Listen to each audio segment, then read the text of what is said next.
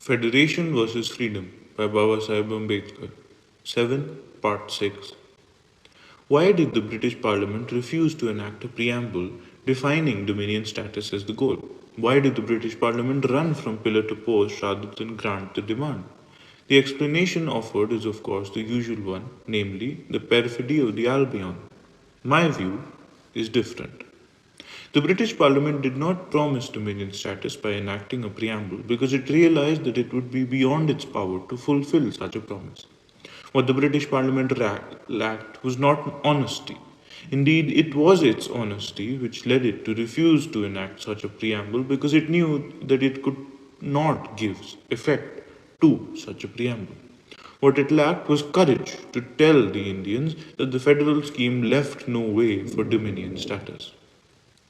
Why is Dominion status impossible under the federal scheme? It is impossible because it is not possible to have responsible government. It must be borne in mind that to reach Dominion status, India must first attain responsible government. To attain this, the subjects which are reserved must become transferred. That is the first stage in the process of evolution towards Dominion status. Some of you will want to know the reasons why I say that the reserved subjects cannot become transferred.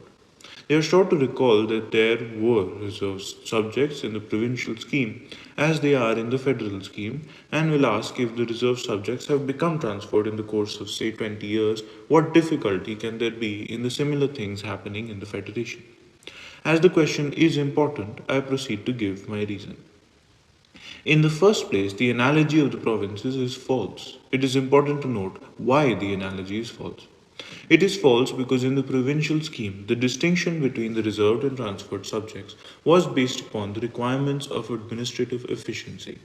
That the distinction between the reserved and transferred subjects in the federal scheme is based upon legal necessity and not upon administrative proficiency needs no proof.